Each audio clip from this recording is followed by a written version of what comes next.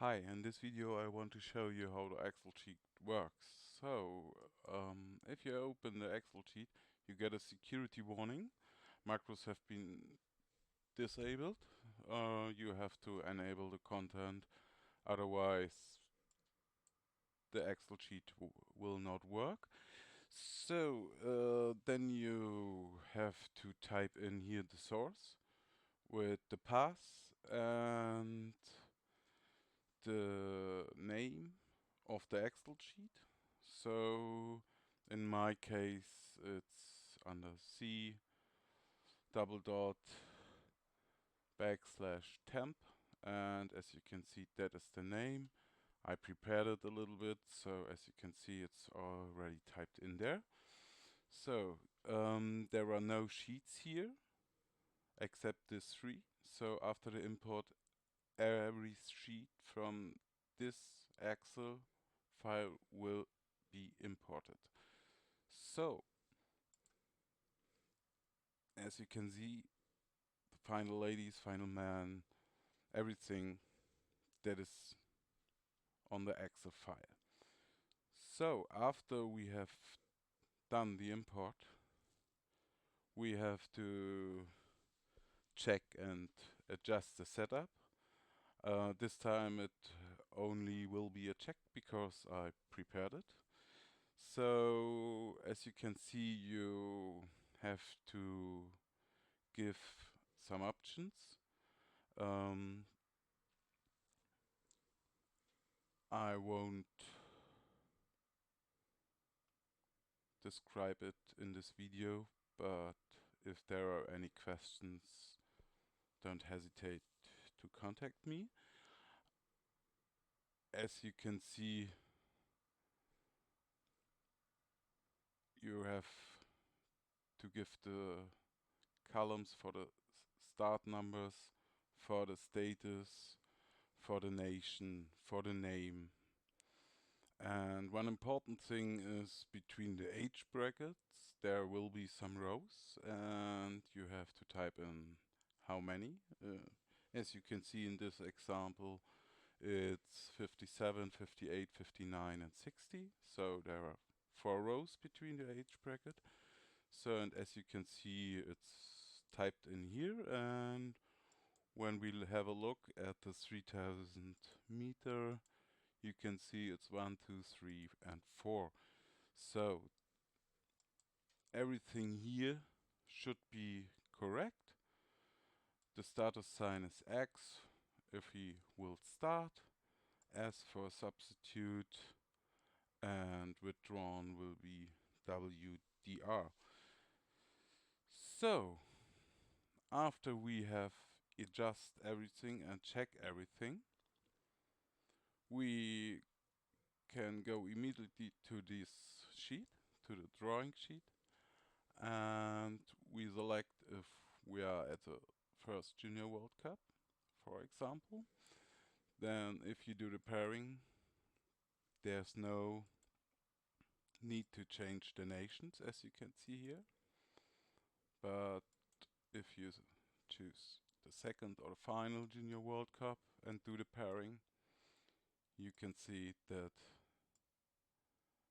there will skate no nations together. So after I can show you some small things here. You can choose here the distance.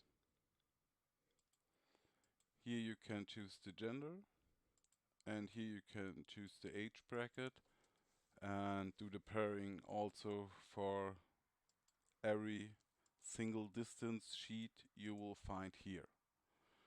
So that is the drawing, the pairing. As you can see, there are some additional informations for every distance. But if you want to do a schedule, a time schedule, it's not an easy way to pair every distance. So there's a function called count competitor. And if you press this, you will get the information how many skaters you have within status X, and how many substitutes you have, and how many withdraw you have. So I think that is very needful for the time schedule. So, and another point, we have here the schedule. As you can see, it's empty. And I have here on the right side a running order. And the only thing that must be in here is start of competition. The time can be right down here at fixed time in this column, or you will write it here. I will show you after we have created a schedule how you can hide this if it's disturbing for you. So, as you can see, I prepared a running order with a test pair, track preparation, and also the distances and everything else.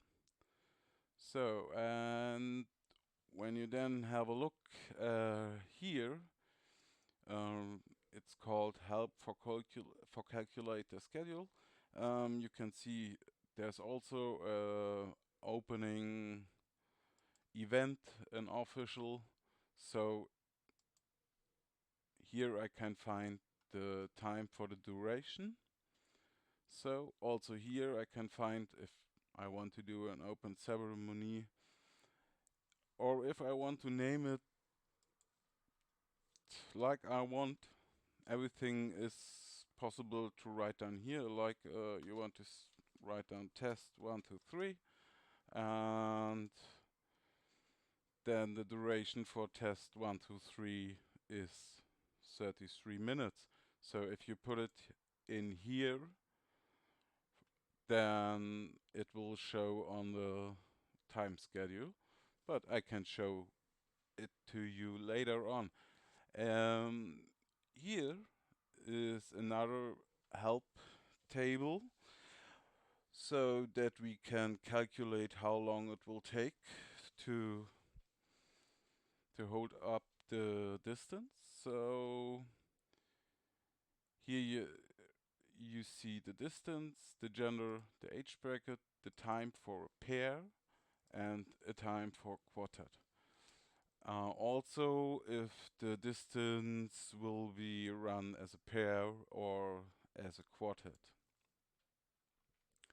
As you can see, I also prepared this, but you can change it. If you think 130 is too much or too less, just correct it, and then it will also be possible to calculate the schedule with that time.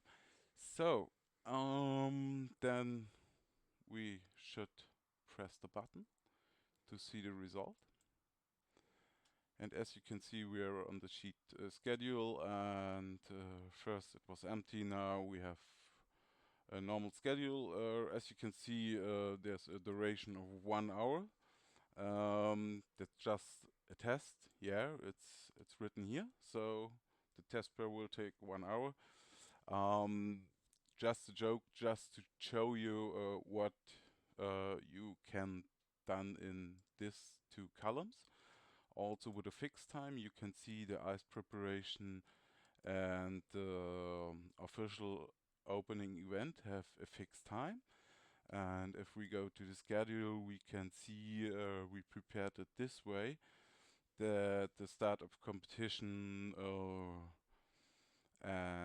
will be at 11:30, and we can do the track preparation and also the opening event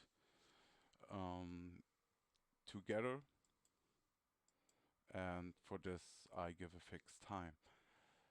As you can see, every distance we have in the running order is seen here. So as you can see, there's a null, because nothing is here, and so we don't know what to do here. So that's also, let's take test in this time and say test 1, 2, 3 is maybe 3 minutes. So, and then we type in here test 1, 2, 3 and just create another schedule.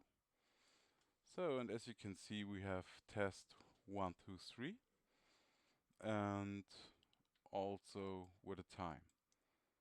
If it was a mistake from you, let's go back, and you don't want a test there, so let's create it again. And this is a little bit disturbing, so you better hide this row and everything worked fine. Also for the start of the competition, if this row disturbs you, just hide it in the schedule. Everything is based on this results. So if there are any withdrawal, I will show it to you. For example, here we have 3 more withdraw. So after that, we go to the drawing page and say delete competitors. Look what's happened here. It's going down to 16, and when I go to the schedule, we can't see it here, but it will change immediately here because the base of this is these results. So if you count the competitors, it will be automatically updated in the schedule. So I hope I told you everything you should know to use this. Otherwise, if there are any questions, contact me.